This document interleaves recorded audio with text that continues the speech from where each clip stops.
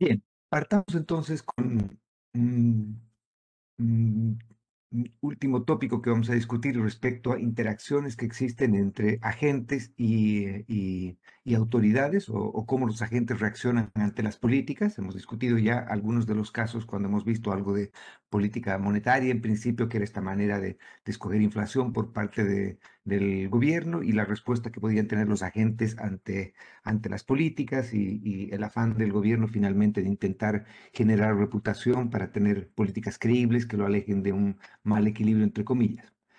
Lo que voy a hacer hoy día va a ser hablar respecto a otra manera de enfocar este tipo de interacciones entre autoridad y, mm, y consumidores o agentes, que tiene que ver con lo que se llama el principio de equivalencia ricardiana. Por el nombre, de equivalencia ricardiana es bastante antiguo y viene desde David Ricardo. Fue popularizado nuevamente por un paper de Barrow, de Robert Barrow, que eh, ustedes van a leer también y van a leer un resumen de, de- de varios artículos que tienen que ver con equivalencia ricardiana, pero me parece interesante tratar este tema, que probablemente también en algún momento, por lo menos en términos abstractos, lo han debido ver en sus cursos de introductorios de macroeconomía, pero me parece interesante porque además de proveer algún tipo de, de ayuda para entender los límites de las políticas y cómo los agentes reaccionan a ellas, también nos entrega una herramienta pedagógica bastante simple para entender las consecuencias intertemporales de las decisiones de política que se adoptan. Entonces, la pregunta de fondo, y de hecho ese es el nombre del artículo de Robert Barrow, el nombre del artículo de Robert Barrow era si los bonos del gobierno, la deuda pública, eran o no riqueza neta para el sector privado. Y la pregunta tiene la siguiente connotación, ¿no es cierto? Los agentes privados, cuando adquieren deuda pública, deben considerar a la deuda pública como parte de su riqueza. Son más o menos ricos por tenerla y por lo tanto podrían o consumir más o menos dependiendo de si adquieren o no adquieren deuda pública. Y la respuesta a esta pregunta, en el contexto de lo que vamos a discutir en este documento, va a ser que en principio no lo sería, excepto en condiciones que también vamos a discutir en un momento más. ¿Cuál es la idea? Entonces, la idea, voy a tratar de presentarles la idea acá de un modo bastante simple. Vamos a partir con un agente representativo. Entonces, este va a ser nuestro primer modelo, entre comillas, donde vamos a tratar de derivar desde primeros fundamentos, es decir, imponiendo funciones objetivos, restricciones para los agentes, viendo cómo los agentes interactúan entre sí y vamos a ver qué conclusiones sacamos del juego intertemporal que tiene. Entonces, este va a ser una economía de dos periodos. Podríamos hacerla obviamente de más periodos, como vamos a hacer en la siguiente clase, cuando empecemos el siguiente tópico. Pero la idea acá es que, como ocurre generalmente, una de las cosas más,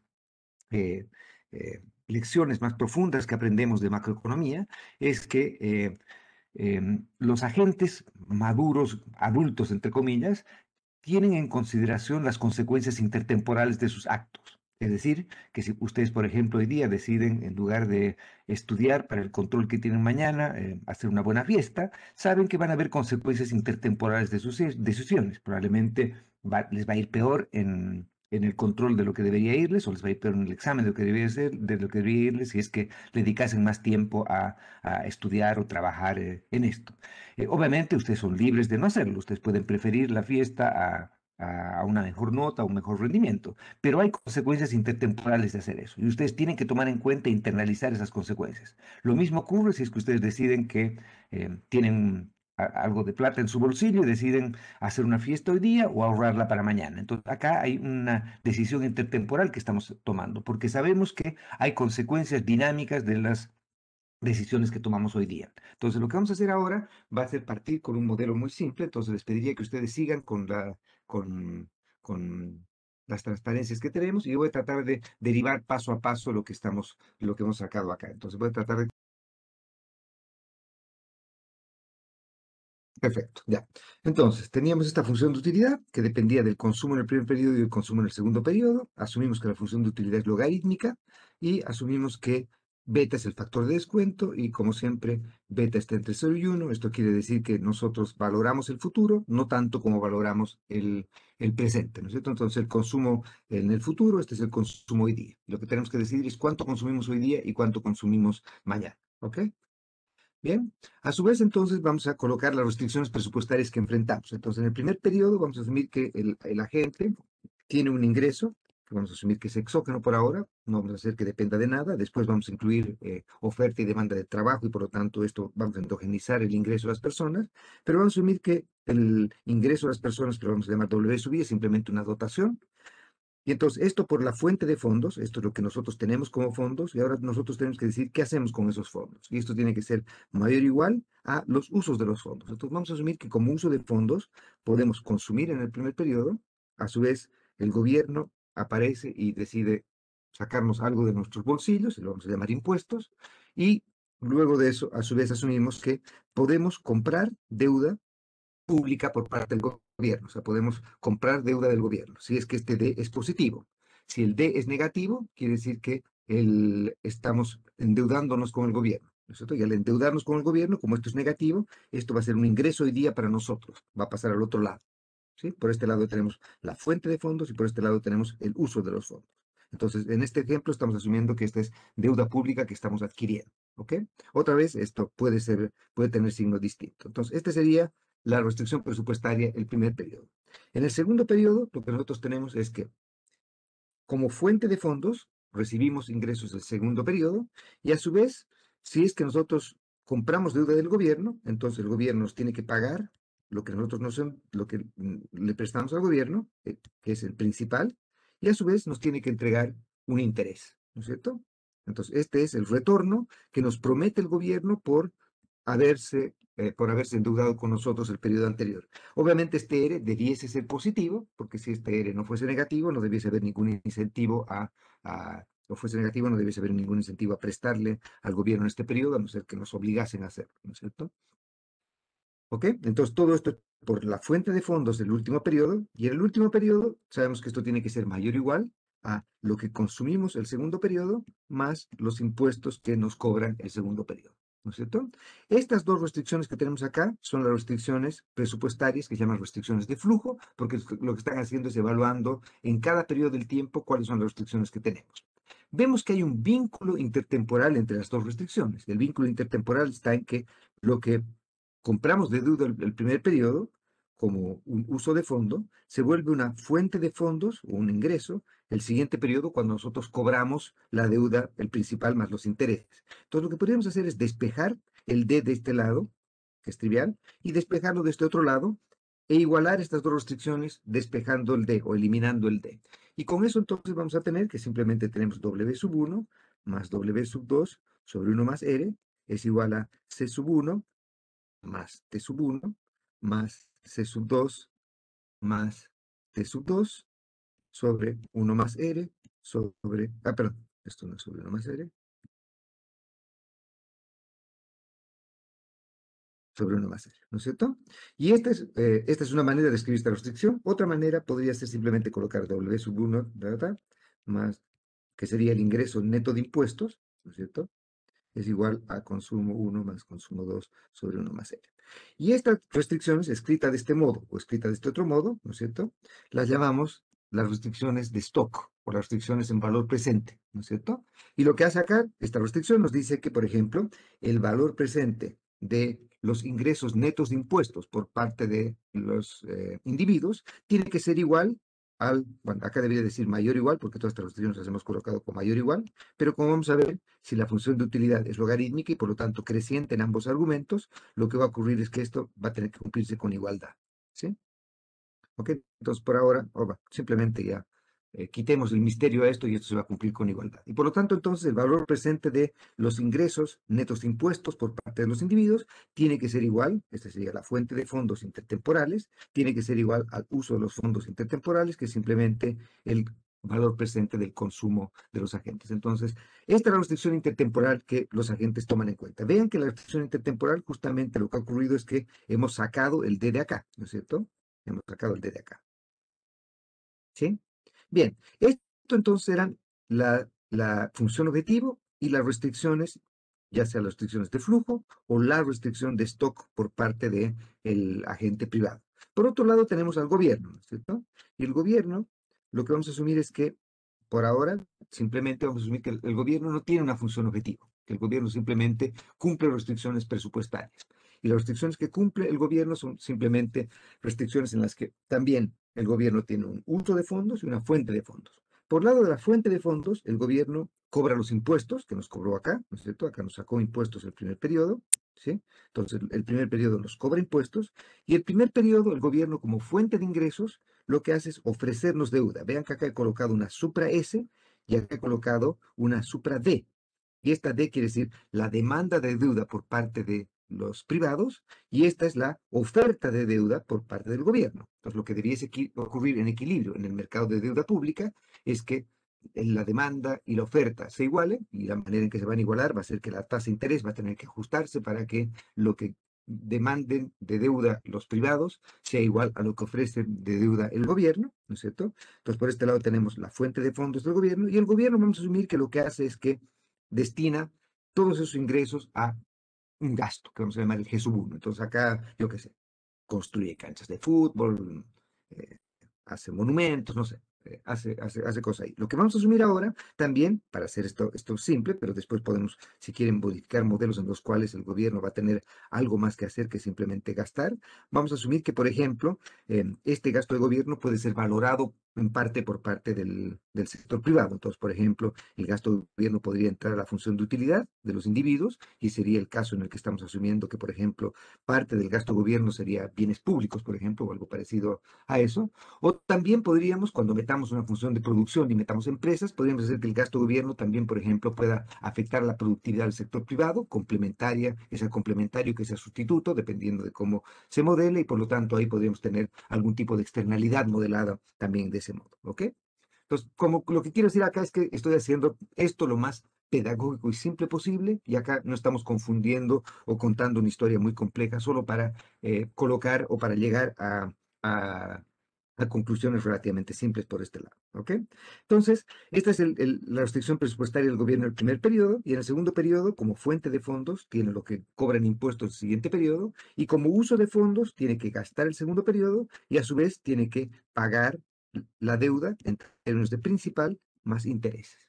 ¿Sí? Entonces, otra vez hacemos lo mismo. Vemos que acá el D supra S y D supra S eh, son lo que son comunes en las dos restricciones. Entonces, si juntamos estos dos, o sea, despejamos D sub S e igualamos, entonces vamos a tener que T sub 1 más T sub 2 sobre 1 más R es igual a G sub 1 más G sub 2 sobre 1 más R, o lo que es lo mismo, si es que lo vemos en términos de valor presente o restricción de stock. La restricción de stock por parte del gobierno es que el valor presente de todo lo que recaude tiene que ser igual al valor presente de todo lo que gaste.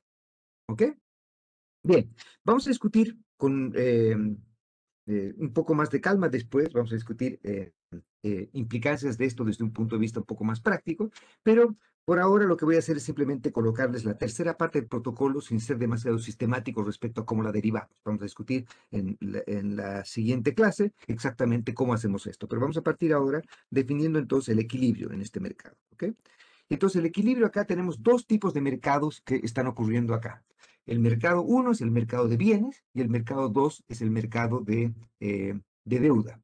Entonces, lo que vamos a asumir es que los precios relativos se mueven de modo tal que se tienen que generar equilibrios en los dos mercados. Es decir, que finalmente lo que nosotros demandemos de bienes tiene que ser lo que se ofrezca de bienes y lo que nosotros demandemos de deuda tiene que ser lo que se ofrezca de deuda. Entonces, en equilibrio, en el mercado de deuda, vamos a denotar por D, sin apellido de demanda ni de oferta, al equilibrio en el mercado de deuda. Entonces, acá lo que va a ocurrir es que si el gobierno quiere vender 8 bonos, o yo qué sé, 8 bolivianos, 8 pesos, $8, 8 yenes, o lo que quieran en deuda pública, en equilibrio, la tasa tiene que ser tal que se van a demandar esos 8, ¿no es cierto? Si hay excesos de oferta o excesos de demanda, tienen que eh, eh, resolverse de algún modo. Y el equilibrio acá se van a resolver, de modo tal que el precio de esto tiene que ajustarse para que lo que uno quiera vender tiene que ser lo que uno quiera comprar por el otro lado, ¿ok? Y por otro lado tenemos el equilibrio en el mercado de bienes. Entonces acá el único bien que hay son las dotaciones, que son W sub 1 y W sub 2. Y estas dotaciones se utilizan físicamente, ya sea para consumir, por el consumo privado, o por consumo del gobierno, ¿no es cierto? Estas son las dos cosas. Acá estamos asumiendo que es una economía sin inversión.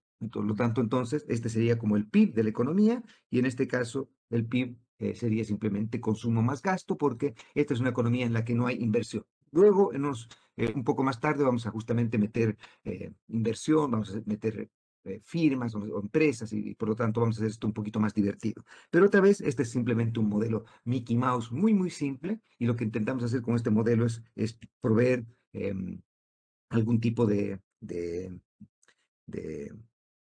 intuición respecto a lo que vamos a derivar en modelos un poquito más complejos después. ¿Ok? Bien, entonces lo que vamos a hacer ahora es simplemente tomar en cuenta la función objetivo del individuo y lo que vamos a hacer entonces, vamos a derivar las condiciones de primer orden y vamos a llamar las condiciones de primer orden, que son las condiciones intertemporales, las vamos a llamar las ecuaciones de Euler, ¿ya? Las vamos a llamar las ecuaciones de Euler. Y estas van a ser las ecuaciones que nos van a decir cuáles son la manera en la que los agentes deben tomar decisiones intertemporalmente. Entonces, voy a partir presentándoles una manera de presentar esto que sería un lagrangiano simple, como ustedes han visto. ¿Ok? Entonces, lo que vamos a hacer es vamos a colocar la función objetivo del individuo. La función objetivo del individuo, el agente representativo, es maximizar la función de utilidad intertemporal que depende del consumo del primer periodo y el consumo del segundo periodo. Y vamos a partir derivando esto utilizando la restricción de flujos. Entonces, como tenemos en la restricción de flujos, tenemos un primer multiplicador y siempre colocamos fuente de fondos menos uso de fondos. ¿Sí? Más la restricción presupuestaria del segundo periodo, que era fuente de fondos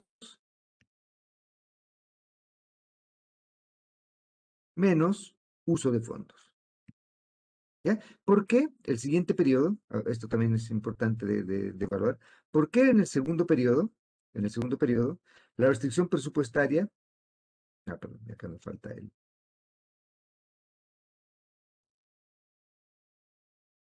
¿sí?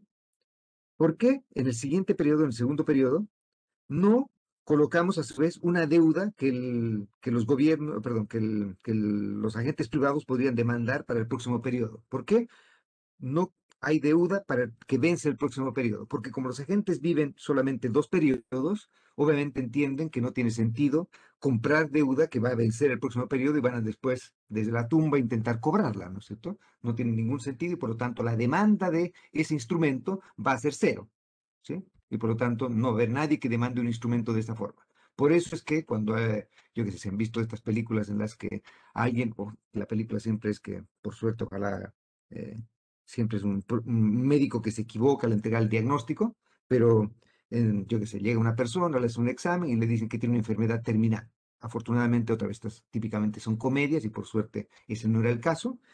Y la persona lo que ocurre en el momento en que sabe que, de acuerdo a lo que su médico le dice, o está seguro que de acuerdo a su médico le dice que se va a morir, entonces lo primero que hace es obviamente ir a su empleo, renuncia, manda a rodar a su jefe, eh, hace, se gira su tarjeta de crédito al máximo, se endeuda con el banco, se pega las vacaciones que siempre quiso tener, se compra todo lo que quería tener, porque él está enfrentando se llama un last period problem, un problema de último periodo. Sabe que obviamente el próximo periodo no va a estar para que el que le tenga que cobrar las deudas venga a poder cobrárselas porque no va a estar físicamente. Por lo tanto, obviamente, va a tratar de hacer eso. Lamentablemente, típicamente para que esto sea una comedia slash tragedia, es que al final ha habido una equivocación y el pobre hombre se endeudó, pero después, yo qué sé, gana algún tipo de, de, eh, de visualización profunda de lo que debería ser su vida, etcétera, etcétera. Bueno, esa es la idea de Last Period Problem. Entonces, eso es básicamente lo que ocurre acá. Déjenme hacerlo un poquito más bonito para que esto siga así. ¿Ok? Entonces ahora lo que vamos a hacer es definir cuáles son las variables de control por parte del agente. Y las variables de control son las cosas que la gente está decidiendo. Pero lo que la gente decide en todos los periodos, el primero decide cuánto va a consumir en el primer periodo. Entonces lo que hace la gente deriva esta respecto a lo que va a consumir el primer periodo, ¿no es cierto? Entonces, la derivada respecto al consumo en el primer periodo es esta de acá, ¿no es cierto? Esta es la derivada de esta expresión de aquí, ¿sí? Y acá ven que donde más hay C sub 1, acá también hay C sub 1. Y esto va a ser igual a menos lambda sub 1 igual a 0. ¿Qué otra cosa decide el agente? Bueno, decide cuánto consume el segundo periodo, ¿no es cierto? Y esto va a ser la utilidad marginal del consumo del segundo periodo, que es esto de acá. Vemos que acá no hay nada y vemos que acá sí hay algo, ¿no es cierto? ¿Dónde está ese algo? Acá está ese algo. Acá está el C sub 2. Entonces va a ser menos lambda 2 igual 0. ¿Todos de acuerdo? Y vamos ahora con la última relación. ¿Qué otra cosa más decide el individuo que hacer? La última cosa que decide es cuánto va a demandar de deuda pública. Y por lo tanto, entonces, lo que hacemos es derivar esto respecto a la demanda de deuda pública. Y esto va a ser, como ven, va a ser menos lambda 1 más lambda 2 por 1 más R igual a 0. ¿Sí? Y por lo tanto, entonces ahora podemos tomar esta primera restricción, tenemos el lambda 1, pasamos esto al otro lado, entonces lambda 1 es simplemente igual a 1 sobre C1, tiene que ser igual a lambda 2, que era beta sobre C2 por 1 más R. ¿Sí? ¿De acuerdo? Y si es que lo expresamos desde un punto de vista más genérico, esta cosa acá es la utilidad marginal del consumo del primer periodo, beta veces. Esta cosa acá es la utilidad marginal del consumo del segundo periodo y este es 1 más R, es el precio de la deuda acá. Y entonces, lo que tenemos en el fondo, esta es la ecuación de Euler, desde un punto de vista genérico, y dada la función de utilidad con la que estamos trabajando, esta sería la ecuación de Euler con la que trabajamos al final. Entonces sería 1 sobre C1 es igual a beta por 1 más R sobre C2 sería cómo se vería la función o esta ecuación de Euler cuando tenemos una función de utilidad logarítmica. Y esta ecuación que tenemos acá es una ecuación que nos acompaña de ahora en adelante. Seguramente la han visto alguna vez ya, pero esta es una ecuación que va a aparecer muchas veces. Y esta ecuación es probablemente, desde mi punto de vista, una lección de vida muy profunda que los economistas podemos dar al resto del planeta. Y es poesía en movimiento también. Si algo estético y bonito podemos hacer los economistas para contribuir al planeta Tierra, es probablemente este tipo de, de- de ecuaciones. Esta ecuación de Euler lo que hace justamente es decirnos cuál es el conflicto intertemporal que nosotros enfrentamos. Y lo que enfrentamos como economistas, nosotros, otro de las lecciones u otro de los aportes que podemos dar al planeta Tierra en general y a la humanidad en particular, es que nosotros entendemos que las condiciones de optimalidad nos llevan a que los agentes económicos pensamos que las personas actúan o debiesen actuar en el margen. Es decir, que van a hacer una cosa hasta que esa cosa sea compensada por el costo de no hacerla, ¿no es cierto? Y por lo tanto, entonces, que la utilidad marginal o el beneficio marginal de hacer algo tiene que hacerse hasta que se compense por el costo marginal de hacer esa cosa. Y eso es exactamente lo que está ocurriendo acá. Lo que ocurre acá, estamos diciendo que vamos a sacrificar su presente punto, o en el fondo vamos a más bien consumir en el presente, hasta el punto en el que una unidad adicional de consumo presente implique lo que estamos perdiendo, o sea, compensado por lo que estamos perdiendo en términos de valor presente por el consumo que vamos a tener que sacrificar en el periodo. Y por lo tanto, nosotros tenemos que decidir cuánto consumimos hoy día. Va a depender de entender e internalizar que la decisión de consumo hoy día tiene implicancias intertemporales para mañana. Saber que cuanto más consumamos hoy día, menos vamos a poder consumir mañana. Que cuanto más fiesta tengamos hoy día, menos fiesta vamos a poder tener mañana. Obviamente nos interesa más la fiesta presente que la fiesta mañana. Por eso es que está el factor de descuento acá. Este beta, este factor de descuento nos dice que nosotros valoramos más el presente que el futuro. Pero por otro lado también nos dice que justamente por eso tiene que ocurrir que nos tiene que compensar por sacrificar consumo presente en el futuro. Tienen que entregarnos algo para nosotros preferir ahorrar, entre comillas, ¿ok? Que sacrificar consumo tiene que ser compensado de algún modo. Y por lo tanto, al final del día, entonces, tenemos que esta ecuación que acabamos de derivar nos dice que esta es en el margen, la manera en que nos debemos decidir cuánto consumimos un periodo y cuánto consumimos el siguiente. Déjeme ahora tratar de derivar este mismo resultado, este que acabamos de derivar, pero del otro modo. Y en el otro modo lo que vamos a hacer es que vamos a colocar la misma función de utilidad que teníamos antes, estamos tratando de maximizar lo mismo, solo que ahora vamos a colocar una sola restricción. Y la restricción va a ser la restricción en términos de valor presente. Entonces lo que vamos a colocar simplemente es W sub 1 menos T sub 1 más W sub 2 menos T sub 2 sobre 1 más R menos C sub 1 menos C sub 2 sobre 1 más R. Si se acuerdan, esta es la restricción en términos de eh, valor presente o restricción de stock, ¿no es cierto? ¿Ok? Y entonces ahora, como ven, como ha desaparecido el D, ya necesitamos derivar respecto al D, que sí hemos necesitado derivar acá. Entonces lo que vamos a hacer acá es cuáles son las variables que tenemos que escoger. Bueno, tenemos que escoger cuánto consumimos hoy día, y esto va a ser simplemente otra vez 1 sobre C, que sería la marginal del consumo en este periodo, donde más hay C sub 1, aquí hay C sub 1, por lo tanto, menos lambda igual a 0. ¿Por qué hay un solo lambda? Porque tenemos una sola restricción intertemporal. Y por otro lado tenemos cuánto debemos consumir el segundo periodo, es beta sobre C sub 2, beta veces la utilidad marginal del consumo del segundo periodo, tiene que ser menos lambda sobre 1 más R, es igual a 0. ¿De acuerdo? ¿Qué hacemos ahora? Despejamos lambda de acá y de acá, y llegamos a exactamente lo mismo. Utilidad marginal del primer periodo es beta 1 más R, utilidad marginal del consumo el segundo periodo, y en este caso particular, 1 sobre C sub 1 es igual a beta por 1 más R sobre C sub 2. ¿Sí? Por lo tanto, entonces, hemos visto que independientemente de si hacemos esto con la restricción de un periodo, o la periodo a periodo, restricciones de flujo, o la restricción de stock, llegamos a exactamente la misma receta, entre comillas, ¿no es cierto? En el trade-off que tenemos entre nosotros hoy día y nosotros en el futuro. ¿Qué hacemos nosotros? Evaluamos que las decisiones que tomamos hoy día tienen implicancias intertemporales y por lo tanto decidimos que consumimos hoy día el margen para compensar el sacrificio de consumo futuro. ¿Sí?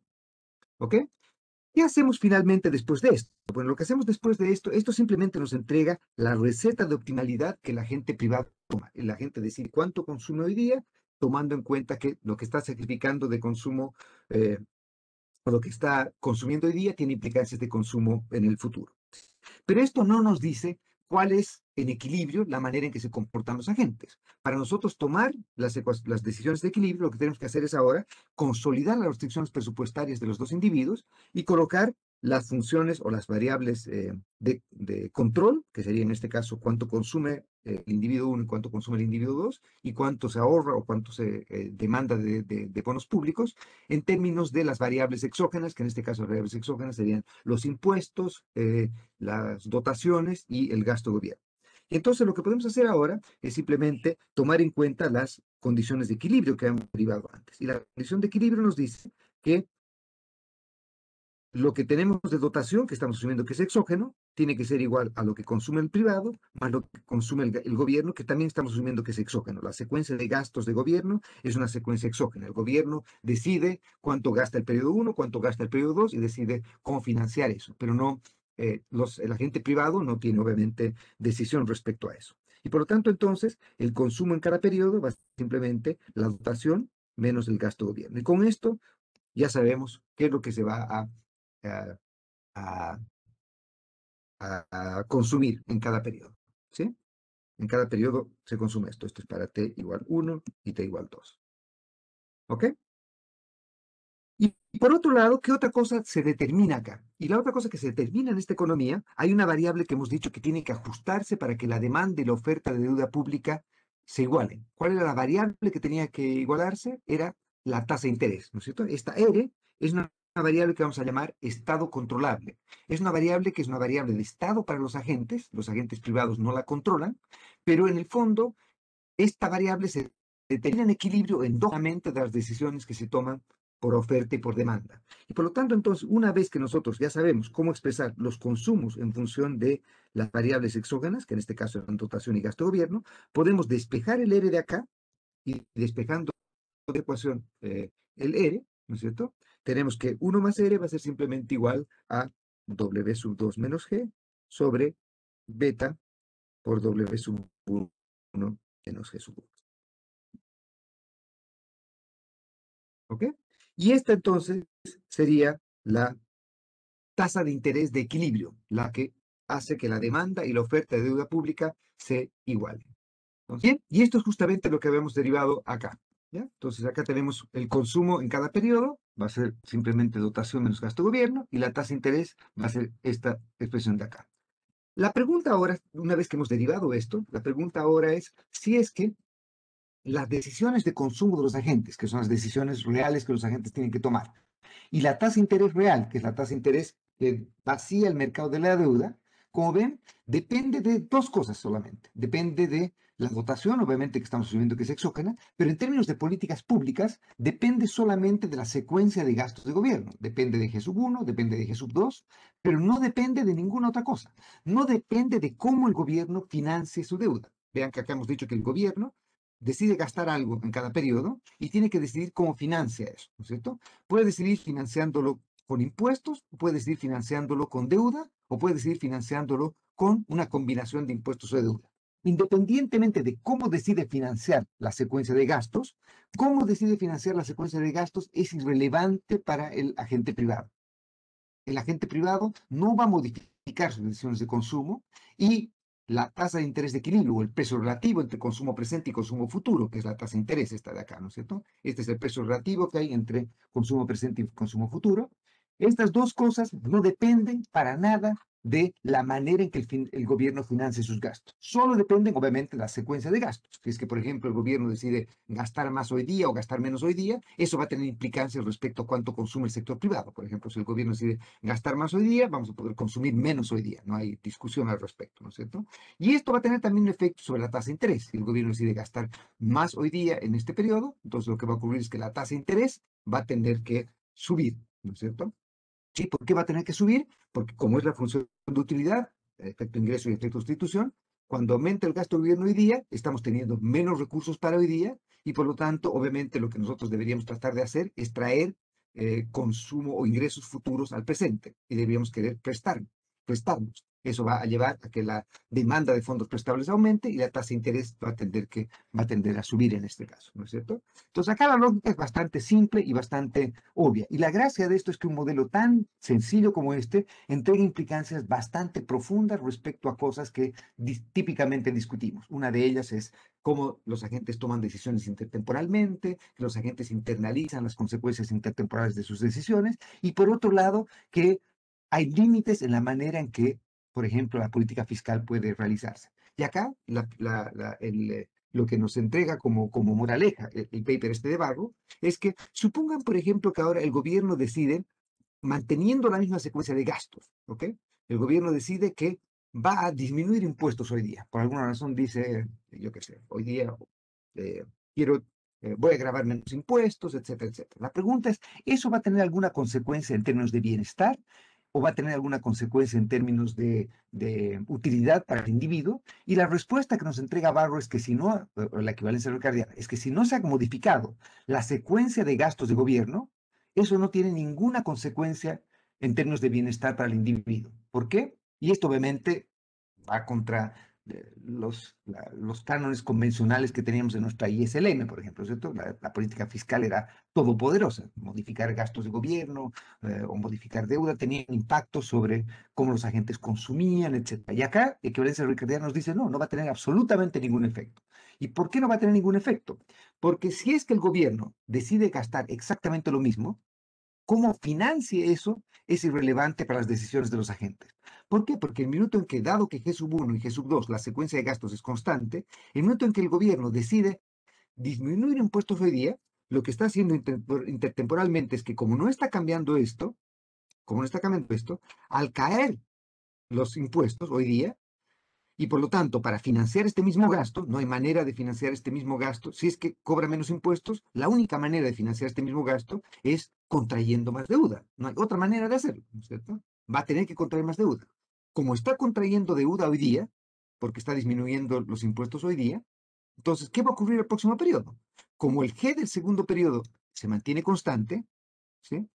Lo que va a tener que hacer es que, dado que este G es constante y dado que ahora los, la deuda que ha tenido que contraer el primer periodo es mayor, entonces lo que va a tener que ocurrir el siguiente periodo es que, dado que la deuda es mayor, lo que va a tener que ocurrir el siguiente periodo es que va a tener que subir los impuestos el siguiente periodo.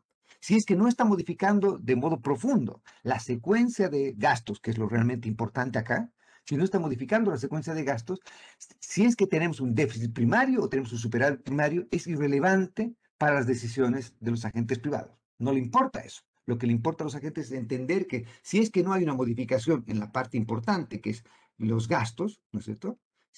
Cómo se financian estos gastos es irrelevante para las decisiones privadas. Y por lo tanto, entonces, lo que llegamos a como conclusión en este tipo de modelo es que si es que la secuencia de gastos, esta es una cosa que también es importante, mucha gente dice que, o entiende mal las implicancias de equivalencia ricardiana y dice que la equivalencia ricardiana implica que la política fiscal es irrelevante. Eso es falso, ¿no es cierto? La política fiscal va a tener efectos reales. La política fiscal en este caso se canalizaría, por ejemplo, a modificar la secuencia de GES. Modificar la secuencia de GES sí va a tener efectos sobre consumo, sí va a tener efectos sobre tasas de interés, etcétera. Pero si es que la secuencia de gastos está fija, ¿cómo se financia esa secuencia de gastos? Es irrelevante en términos de bienestar y es irrelevante en términos de precios relativos entre consumo presente y consumo futuro. Entonces, justamente la pregunta que nos hacía Bárbara al principio era de si la deuda pública era riqueza neta o no, y la respuesta bajo estas condiciones es que no es riqueza neta. No es riqueza neta, ¿por qué? Porque los agentes privados intertemporalmente entienden que, dado una secuencia de gastos, cómo se financia eso en términos de composición impuesto-deuda es irrelevante. Si hoy día deciden cobrarnos menos impuestos, eso quiere decir, eso se traduce a que si no van a hacer nada para modificar la secuencia de gastos, otra cosa sería que deciden hacer un ajuste fiscal, por ejemplo, pues que disminuyen a su vez el gasto o la secuencia de gastos, ya sea con gasto presente o gasto futuro. Y eso sí sería consistente con un cambio permanente, una reducción permanente de impuestos. Pero si es que la política fiscal en términos de gastos se mantiene igual, disminuir impuestos hoy día solo está llamando la atención, o aumentar la deuda hoy día, solo está diciéndonos a gritos que van a haber más impuestos mañana. Y como van a haber más impuestos mañana, lo que hacen los agentes privados es que este ingreso adicional que están ahorrando por esta parte de acá, porque recuerden que están cobrando menos impuestos por este lado, ¿no es cierto? Están cobrando menos impuestos por este lado. Esta parte de acá tiene que ser ahorrada, o sea, no vamos a consumir más hoy día porque nos han bajado los impuestos. ¿Por qué? Porque sabemos que con eso, con ese ahorro que estamos teniendo, ese colchoncito, nos va a servir para tener que pagar que nos van a cobrar más impuestos en el futuro. Internalizamos que no hay manera en que la magia se mantenga si es que la secuencia de gastos no se modifica. Y por lo tanto, entonces, en este caso, la secuencia de gastos, si la secuencia de gastos se mantiene inalterable, entonces el consumo y la tasa de interés real van a mantenerse iguales. Y por lo tanto, entonces, como les decía, no hay efectos reales, entre comillas, de estas políticas de aumentos o disminuciones de impuestos, si es que la secuencia de gastos se mantiene constante. Obviamente, equivalencia ricardiana, y van a leer ustedes un- un resumen de la literatura bastante grande, en el cual les van a decir condiciones bajo las cuales se cumple o no, etcétera. Pero hay varios casos en los cuales equivalencia ricardiana típicamente no se va a cumplir. Por ejemplo, si los impuestos son distorsionadores, si existe algún tipo de discrepancia entre expectativas entre agentes, etcétera, puede ser que equivalencia ricardiana no se cumple. Pero lo importante o la moraleja importante, creo, de toda esta historia es que estamos, en primer lugar, entregando un modelo muy simple, con el cual pedagógicamente estamos viendo que hay límites en cuanto a los efectos que las políticas pueden tener y que los agentes no son agentes pasivos ante estas políticas, sino que reaccionan ante los cambios de estas políticas, internalizan las políticas y toman acciones en consecuencia. Y eso va a tener obviamente efectos sobre los resultados que se tengan. Entonces, si es que nosotros, y otra vez esto volvemos a remontarnos a lo que hemos discutido sobre la crítica de Lucas, esto más o menos va a reforzar esto, ¿no es cierto? El hecho de que los agentes privados no son, como ocurre en la ISLM, simplemente agentes pasivos a los que se les puede hacer lo que quiera uno, entre comillas, sino que lo que ocurre acá es que expectativas racionales y agentes que son forward-looking, son agentes que toman en cuenta las informaciones y toman en cuenta los efectos que tienen las políticas, reaccionan ante cambios de políticas y eso va a hacer que los efectos inicialmente calculados pueden no ser los efectos correctos porque no estamos internalizando esta respuesta que los agentes tienen ante políticas. Y no solo ante políticas efectivas, sino ante anuncios de políticas. Acá podría ocurrir que, por ejemplo, el gobierno anuncie que el próximo periodo va a hacer algo. Por ejemplo, acá exactamente el mismo resultado puede ocurrir si, por ejemplo, nosotros decimos que el gobierno anuncia que el próximo periodo va a subir impuestos o va a bajar impuestos.